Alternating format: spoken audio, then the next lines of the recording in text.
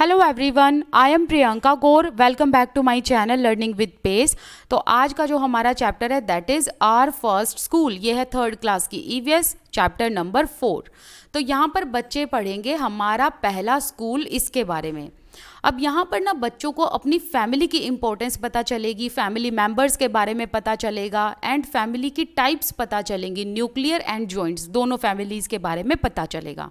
अब आप कहोगे कि फैमिली के बारे में कैसे पता चलेगा, टाइटल में तो स्कूल है, लेकिन पूरा टाइटल देखो, पूरा टाइटल है आवर फर्स्ट स्कूल। तो फर्स्ट स्कूल का मतलब क्या है, हमारा जो पहला स्कूल है ना वो फैमिली होती है एंड फैमिली से हम लोग इनफॉर्मल एजुकेशन लेते हैं, वेयर एज स्कूल से हम लोग फॉर्मल एजुकेशन लेते हैं। ध्यान रखना, स्कूल से फॉर्मल एजुकेशन लेते हैं, फैमिली से हम इनफॉर्मल एजुकेशन लेते हैं। चलो अब चैप्टर शुरू करते हैं। We learn so many things when we come to school. जब हम स्कूल जाते हैं ना तब हम बहुत सारी चीज़ें सीखते हैं, no doubt. But do you know which is our first school? क्या आपको पता है हमारा पहला स्कूल कौन होता है? Yes, it is our family. Family, हमारा परिवार जो है वो हमारा पहला स्कूल होता है। अगर आपको मैं यहाँ पर प्राइमरी सोशलाइजेशन का एग्जाम्पल दूँ तो शायद आपको समझ में आ जाएगा। देखो, हमने सोशलाइजेशन प्रोसेस में क्या पढ़ा था कि प्राइमरी सोशलाइजेशन में बच्चा जो है कहाँ से सीखता है, फैमिली से सीखता है। ठीक है, तो फैमिली किसका पार्ट है? प्राइमरी सोशलाइजेशन का पार्ट है। सो दैट मीन्स फैमिली क्या है, ये एक सोसाइटी का मिनिएचर है फैमिली। इसी के साथ साथ फैमिली फर्स्ट स्कूल होता है क्योंकि बच्चा यहाँ से बहुत सारी चीज़ें सीखता है। We learn so many things from our family. हम बहुत सारी चीज़ें फैमिली से सीखते हैं। जैसे कि देखो, बच्चा फैमिली से फैमिली मेम्बर्स की हेल्प से चलना, उठना, बैठना, दौड़ना, खाना पीना, ये सारी चीज़ें सीखता है। और ये सारी चीज़ें सीखता है, उसके बाद वो स्कूल में जाता है फॉर्मल एजुकेशन लेने। ठीक है, तो स्कूल से पहले वो बहुत सारी चीज़ें सीख चुका होता है अपने पेरेंट्स की हेल्प से, दादा दादी की हेल्प से या अपने सिबलिंग्स की हेल्प से। ठीक है, तो इसीलिए फैमिली क्या है, हमारा पहला स्कूल है। This is because we are so close to our family but we never really give it a thought. हम अपनी फैमिली के इतना क्लोज होते हैं तो इसलिए हम कभी यह सोच ही नहीं पाते कि फैमिली हमारा पहला स्कूल होता है। अब आपने यहाँ पर बच्चों से एक्टिविटी करानी है, आपने बच्चों को बोलना है कि अपनी फैमिली के बारे में सोचो और इसके बारे में बात करो, और आपकी जो भी फैमिली है, चाहे वो जॉइंट हो या न्यूक्लियर फैमिली हो, यहाँ पर उनको आपने पूछना है कि यहाँ पर वो फोटो स्टिक करें। अब आपने यहाँ पर डिफरेंस भी बताना है जॉइंट फैमिली का, न्यूक्लियर फैमिली का। जॉइंट फैमिली में आपको बताना है कि जब बच्चा अपने दादा दादी या नाना नानी एंड माता पिता के साथ रहता है, दैट मीन्स वो जॉइंट फैमिली है।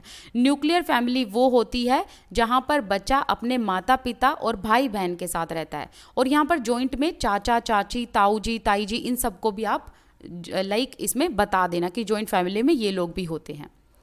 यहाँ पर आपने बच्चों से पूछना है कि आप लोग यहाँ पर नाम लिखेंगे आपकी फैमिली में जो जो मेंबर्स हैं और उनका आपके साथ क्या क्या रिलेशन है वो यहाँ पर लिखोगे। इसके अलावा एक और एक्टिविटी है, यहाँ पर आपने अपने बच्चों को पूछना है, जैसे कि यहाँ पर अपने मदर एंड फादर का नाम लिखो और इन दोनों के बीच में क्या रिलेशन है हस्बैंड एंड वाइफ का, तो यहाँ पर लिखो। फिर आप अपने ब्रदर एंड सिस्टर का नाम लिखो और इन दोनों के बीच में क्या रिलेशन है, यहाँ लिखो ब्रदर एंड सिस्टर का रिलेशन।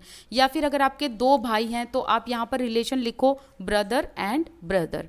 ठीक है, तो इस तरीके से आपने बच्चों को बोलना है जिससे बच्चे जो हैं वो रिलेशनशिप को समझेंगे। यहाँ पर कुछ एक क्वेश्चंस है जो आपने बच्चों से पूछने हैं। What do your family members call you lovingly, कि आपके फैमिली मेम्बर्स आपको प्यार से क्या बुलाते हैं। Do you have a pet name, कि क्या आपका कोई पेट नेम भी है। How do you call your family members, कि आप अपने फैमिली मेम्बर्स को क्या कहकर बुलाते हो। फिर आपने बच्चों से बोलना है कि यहाँ पर जो ये पिक्चर दी गई है ना, इसमें इन सभी को ध्यान से देखो। यहाँ पर इस पिक्चर में 2 पर्सन ऐसे हैं जो एक दूसरे से बहुत मिलते जुलते हैं, तो आप बच्चों से पूछना कि इनका क्या रिलेशन हो सकता है। तो यहाँ पर ये जो 2 बहनें हैं, इनकी जो शक्ल है एक दूसरे से मिलती है, तो बच्चों को यहाँ पता चलेगा कि जो भाई बहन होते हैं उनकी शक्लें एक दूसरे से मिलती हैं। अब इसी एक्टिविटी से आपने और क्वेश्चन ये पूछने हैं, is there any similarity between you and any other member of your family, की क्या आपकी और आपके फैमिली मेंबर्स में भी कोई सिमिलैरिटी है, जैसे कि चलने में, बोलने में, चलने में, स्माइल करने में, दिखने में। और किसके साथ है और कैसे है, आपको यहाँ पर बच्चों से पूछना है। अगर आप चलने में, बोलने में, स्माइल करने में या लुक्स में किसी से मिलते हो तो किससे मिलते हो और कैसे मिलते हो, ठीक है। तो बच्चे यहाँ पर बहुत सारी चीज़ों के बारे में समझेंगे। Let us now read about Anwari family. यहाँ पर अनवरी जो फैमिली है उसके बारे में बताया हुआ है।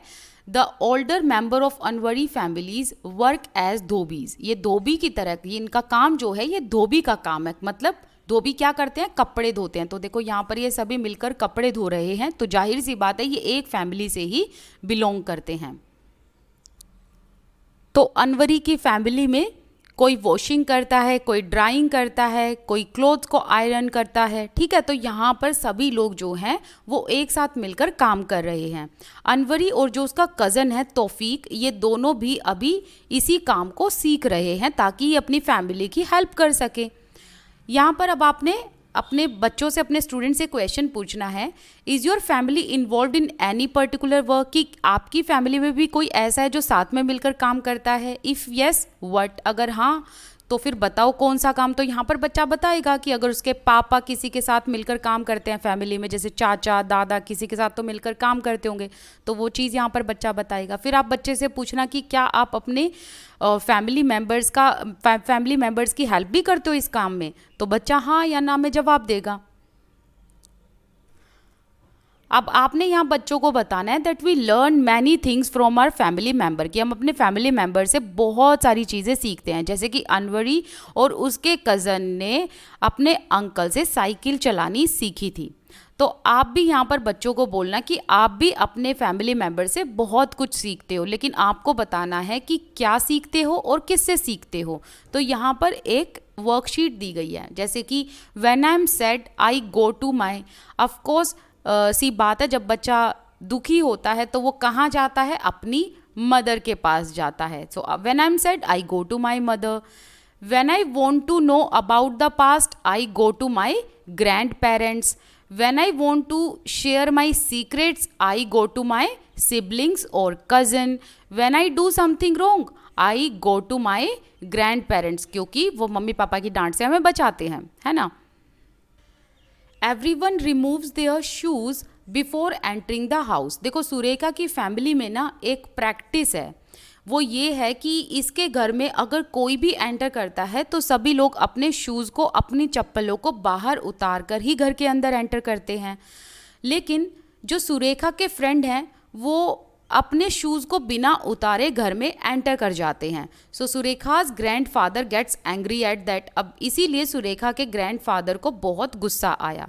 तो अब आपने भी बच्चों से पूछना है क्या उनके घर में भी ऐसे किसी तरीके की प्रैक्टिसेस होती हैं, तो अगर होती हैं तो क्या क्या होती हैं। इससे ना बच्चों को एक दूसरे के घरों के बारे में, एक दूसरे के कल्चर के बारे में पता चलेगा जब बच्चे अपनी बातें बताएंगे। तो अब इसके बाद वही सेम एक्टिविटी है, आपने यहाँ पर बच्चों से पूछनी है। अब आप बच्चों से पूछना कि आपके फैमिली मेम्बर्स में जो आपसे एल्डर्स हैं, जो आपसे बड़े हैं, आप उनको कैसे रिस्पेक्ट देते हो। And look around two see how others show respect. और अपने आसपास भी देखो कि अदर लोग किस तरीके से रिस्पेक्ट करते हैं अपने एल्डर्स की। अब देखो आपके यहाँ सीटेड पॉइंट ऑफ व्यू से एक क्वेश्चन बहुत इंपॉर्टेंट बन सकता है। क्वेश्चन ऐसे आ सकता है, what is the basic unit of society. तो आपको वहाँ पर फैमिली लिखना है, ठीक है। Discuss with the children how different family members in their family. मतलब अब आपको ये चीज़ें डिस्कस करनी है कि फैमिली मेम्बर्स एक दूसरे से कितने अलग होते हैं, हंसने में, स्माइल करने में, गाना वगैरह गाने में। तो इससे क्या होगा कि बच्चों को अपने फैमिली मेम्बर्स के बारे में स्पेशल चीज़ें पता चलेंगी। तो आज का जो हमारा ये 4th चैप्टर है ये कंप्लीट होता है। देखो अगर आप सीटेट की तैयारी कर रहे हो तो आप लोग ना क्या करो कि 3rd, 4th, 5th एक बार इनको गो थ्रू ज़रूर करो। एक बार एनसीईआरटी को गो थ्रू करना बहुत ज़रूरी है। और एक बार आपको करानी है ये सीरीज़ 3rd, 4th, 5th की। फिर इसके बाद मैं आपको इम्पोर्टेंट 1 लाइनर पॉइंट्स आपको बताऊँगी कि आपको कैसे कैसे याद करने हैं।